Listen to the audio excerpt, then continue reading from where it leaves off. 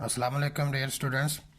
आज का जो क्वेश्चन है वो है बेटा, discuss market equilibrium through demand and supply with the help of a table and diagram.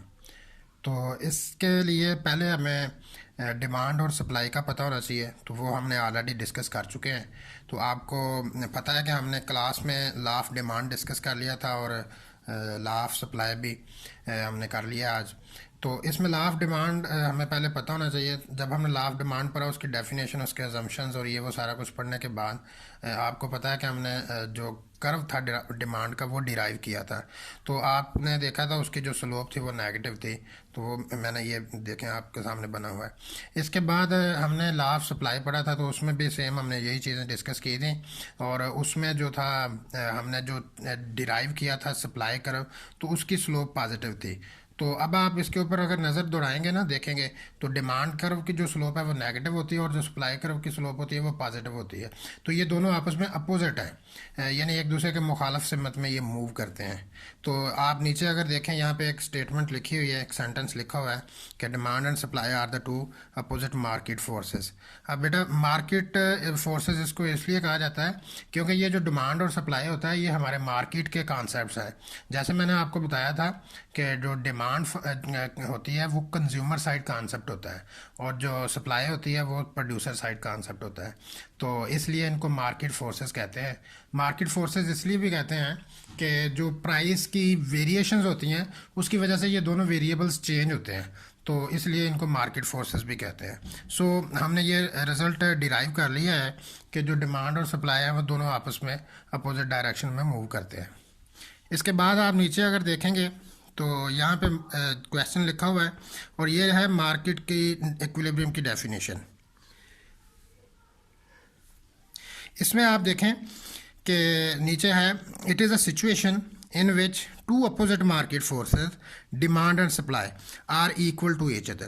So market equilibrium वो सिचुएशन होती है जहाँ पर दो जो फोर्सेस हैं मार्केट की, यानी डिमांड और सप्लाई, वो आपस में क्या हो जाते हैं, इक्वल हो जाती हैं, आपस में दोनों में बराबर हो जाती हैं।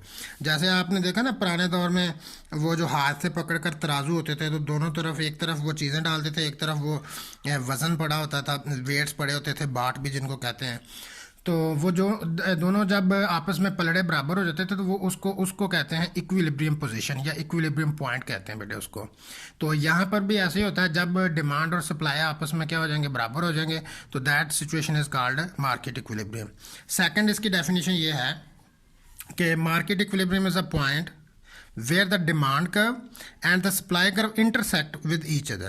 intersect का मतलब होता है बेटा जहाँ पे दो चीज़ें आपस में इस तरह इंटरसेक्ट करती हैं, क्रॉस कर जाती हैं आपस को, उसको कहते हैं बेटा इंटरसेक्ट करना। तो इसलिए यहाँ पर ऊपर वाली डेफिनेशन हो या नीचे वाली, तो दोनों दुरुस्त हैं। और इंटरसेक्शन के पॉइंट के ऊपर जब दो चीज़ें कर्व इंटरसेक्ट करते हैं तो वहाँ पर वो दोनों कर्व आपस में इक्वलाइज हो जाते हैं।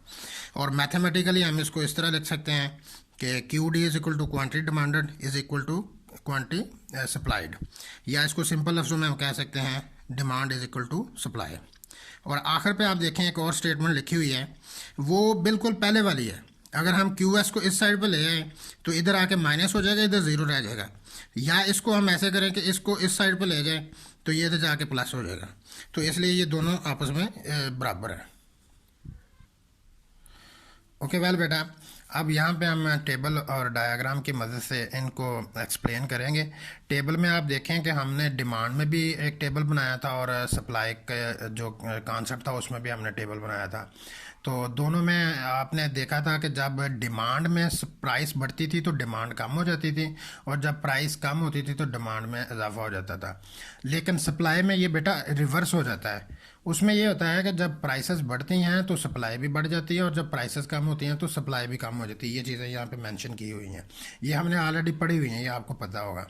अच्छा, अब बेटे हमने वहाँ पे जो दोनों टेबल बनाए थे ना, उन दोनों को हमने यहाँ पे मर्ज कर देना है, एक जगह पे इकट्ठा कर देना है।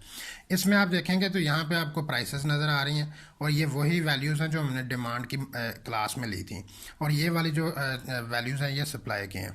अब बेटे एक बार आपने इसको अटैच कर देना है प्राइस को डिमांड के साथ, एक बार इसका रिलेशन इसके साथ बनाएंगे हम, और एक बार आप प्राइस का और सप्लाई का रिलेशन बनाएंगे। तो इस तरह रिलेशन बनेगा। इन दोनों में देखें आप रिलेशन क्या बन रहा है, प्राइसेस बढ़ रही हैं, डिमांड कम हो रही है। अगर